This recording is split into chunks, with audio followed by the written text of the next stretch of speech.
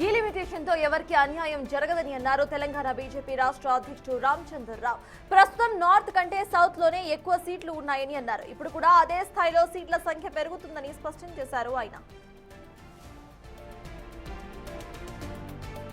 కేరళలో జనాభా తక్కువ ఉన్న కాంగ్రెస్ హయాంలో సీట్ల సంఖ్య ఎలా పెంచారని రామచంద్రరావు ప్రశ్నించారు. కొన్ని చోట్ల జనాభా ఎక్కువ ఉన్నా సీట్లు తక్కువగా ఉన్నాయని తెలిపారు. డీలిమిటేషన్ మహిళా రిజర్వేషన్ కు లింక్ ఉంటుందని అన్నారు. 70 కోట్ల జనాభాకు 543 సీట్లు ఉంటే 140 కోట్ల జనాభాకు సీట్లు పెంచాల్సిన అవసరం ఉందా లేదా అని ప్రశ్నించారు.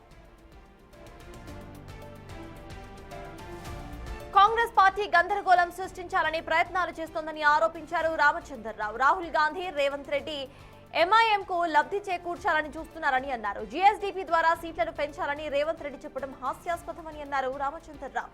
మందుబాబుల నుంచి వచ్చే ఆదాయం ద్వారా సీట్లు పెంచాలని అంటున్నారంటూ కౌంటర్ ఇచ్చారు ఆయన. రాహుల్ కేం తెలీదు, అంతా తానే అనే భావనలో రేవంత్ ఉన్నారని రామచంద్రరావు పేర్కొన్నారు. మోదీకి క్రెడిట్ దక్కుతుందనే అడ్డుకోవాలని చూస్తున్నారంటూ ఫైర్ అయ్యారు. రేవంత్, రాహుల్ ప్రజలను ఆందోళనకు గురి చేస్తున్నారని తెలిపారు.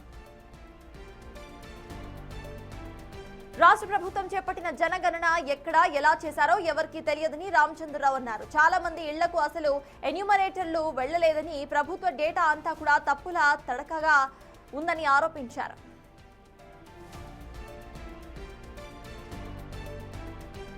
ఇప్పటికే నార్త్ లో కాంగ్రెస్ పోయిందని, ఇక సౌత్ లో కూడా పోవటం ఖాయమని జోస్యం తెలిపారు. ఎన్నికల కోసం సీట్ల పెంపు అంశం తాము తీసుకురాలేదని స్పష్టం చేశారు. కాంగ్రెస్ ట్రాప్ లో సౌత్ ప్రజలు పడరని,